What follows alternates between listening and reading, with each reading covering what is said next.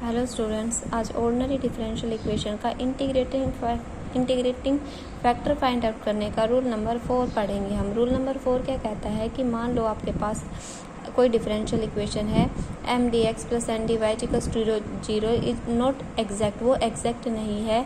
तब आपने वैल्यू निकाली कि कर ली एन अपॉन कर ली एक्स माइनस कर ली एम अपॉन कर ली y upon m is a function of y only. तब आपने पिछले केस था जो रूल नंबर 3 उसमें ये आगे था, ये पीछे था, नीचे एन था, तो वो एक्स का फंक्शन था।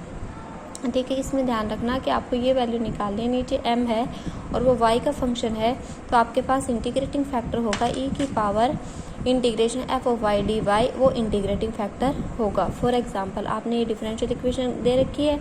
अब देखिए, आपको पता है dx के साथ m होता है और dy के साथ n होता है। आप कर ली m अपॉन कर ली y निकालोगे तो क्या कितना आ जाएगा 12x square Y cube plus 2x, और कर ली n अपॉन कर ली x निकालोगे तो क्या आएगा बेटा 6x square Y cube minus 2x।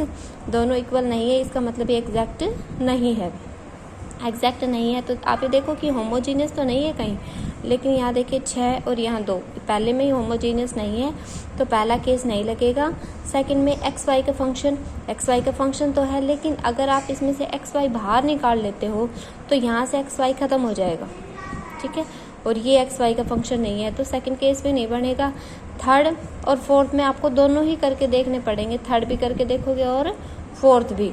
तो हमने जब ये वैल्यू निकाली, आपने ये वैल्यू यहाँ निकाल रखी है, यहाँ पुट करने के बाद आपने देखो फंक्शन क्या है -2 अपॉन वाई, तो ये वाई का फंक्शन है, वाई का फंक्शन है तो इंटीग्रेटिंग फैक्टर क्या होगा e की power integration -2 upon Y D Y is equals to e की power -2 log of Y is equals to 1 of Y square. आपने क्या किया बेटा, इक्वेशन फर्स्ट को इससे मल्टीप्लाई करते हैं इंटीग्रेटिंग फैक्टर से। जब मल्टीप्लाई करते हो तो ये आपके पास क्या आ गया है, नई इक्वेशन आ गई है। ये m है और ये क्या है n। आपको फिर से चेक करना पड़ेगा कि ये भी एग्जैक्ट है या नहीं। हम ये नहीं कह सकते कि भाई ये इंटीग्रेटिंग फैक्टर है तो ये एग्जैक्ट ही होगी, नहीं। आप देखो ये m है और ये क्या है n, तो आप इसका कर ली m अपॉन कर ली y निकालोगे, कर ली n अपॉन कर ली x, वो दोनों बराबर आएंगे तो ये क्या है आपकी एग्जैक्ट है। तो इसका मतलब इसका सॉल्यूशन क्या होगा, M D X plus N में तो दोनों ही टर्म एक्स की है, इसलिए नहीं आएंगे इक्वल्स टू कांस्टेंट। इसमें वाई को कांस्टेंट मान के आपने इंटीग्रेशन कर दिया और ये आपका क्या हो गया है, आंसर हो गया है। अब इससे अगला क्या कहता है क्वेश्चन आपका,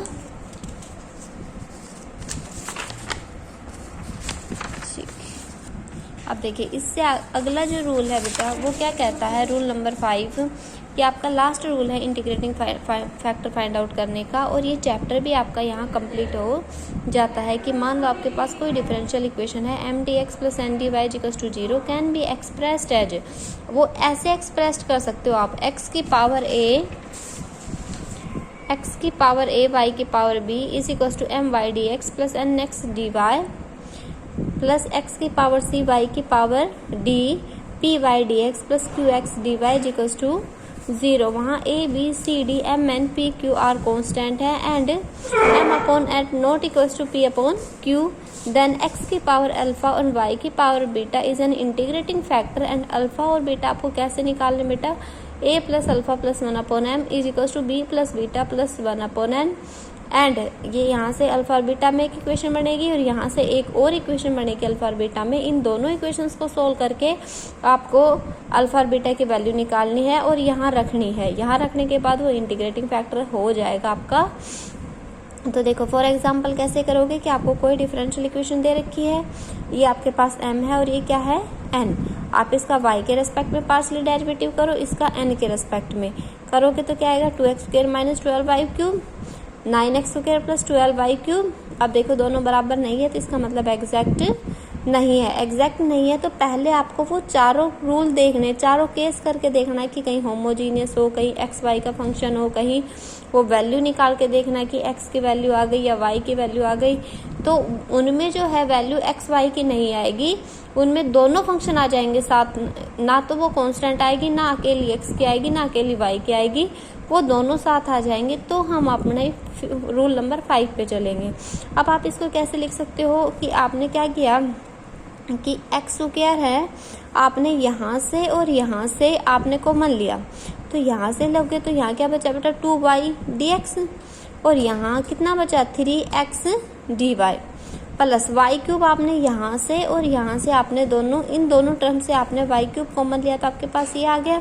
अब आप कंपेयर करो इसको इससे, ठीक है। आप इसको कंपेयर करोगे, यहाँ से a की वैल्यू कितनी x की पावर a तो a की वैल्यू 2, y की पावर b तो y की पावर 0 है यहाँ, तो b की वैल्यू 0, ठीक है। ऐसे ही m की वैल्यू 2 और n की वैल्यू 3, यहाँ x की वैल्यू 0 है तो c की वैल्यू 0 हो गई, d की वैल्यू 3 हो गई, ठीक है। p की वैल्यू -3, q की वैल्यू 2 हो गई। आपने सब वैल्यू निकाल ली, तो इसका मतलब आपने इसमें लिखा है तो इंटीग्रेटिंग फैक्टर ये होगा। अब आपको क्या करना है, अल्फा और बीटा की वैल्यू निकालनी है। तो आपने इंटीग्रेटिंग फैक्टर है तो इक्वेशन फर्स्ट को मल्टीप्लाई कर दिया। अब देखो यहाँ से m और n आ गए आपके पास। m और n आने के बाद आप क्या कहते हो, अगर ये एग्जैक्ट है तो आपने पहले क्या किया बेटा, इनका पार्शियली डेरिवेटिव कर लिया। अब आप ये मानते हो क्योंकि आपने इंटीग्रेटिंग फैक्टर निकाला है तो आप ये कह रहे हो कि ये एग्जैक्ट है। अगर ये एग्जैक्ट है तो ये कंडीशन सेटिस्फाई करेगा। आपने यहाँ से दोनों को बराबर रख दिया। और जब भी कभी इक्वेशंस में दोनों पार्ट बराबर है और आपको वैल्यू निकालनी है तो आप कोफिशिएंट्स को कंपेयर करके देखते हो कि आप कोफिशिएंट कंपेयर करोगे, जैसे इसका कोफिशिएंट कंपेयर करोगे तो इसके बराबर ये, और इसका कोफिशिएंट कंपेयर करोगे तो ये बराबर ये, दो इक्वेशन बन गई। यहाँ दो इक्वेशन बनने के बाद आपने अल्फा और बीटा की वैल्यू, देखो ये दो इक्वेशंस बनेंगी। इक्वेशन सोल्व करके, इक्वेशन आप किसी भी मेथड से सोल्व कर सकते हो, और अल्फा और बीटा की आपने वैल्यू फाइंड आउट कर ली। अल्फा और बीटा की वैल्यू निकाल ली तो आपका इंटीग्रेटिंग फैक्टर क्या था, एक्स की पावर अल्फा वाई की पावर बीटा, तो आपका इंटीग्रेटिंग फैक्टर आ गया। आपने वैल्यू रख दी है। रखने के बाद आपने देखा कि ये तो एग्जैक्ट हो गई है, एग्जैक्ट के लिए ये कंडीशंस है, आपने इसको सीधा सॉल्यूशन रख दिया, ठीक है। अब आपका होमवर्क है बेटा कि आपको एक्सरसाइज 1.6 और 1.7 करना है, और आपका चैप्टर जो फर्स्ट है वो कंप्लीट हो गया है। ये आप अच्छे से कर लेना। अगर कोई भी डाउट हो तो आप मुझे फ़ोन करके पूछ सकते हो। ओके, थैंक यू बेटा।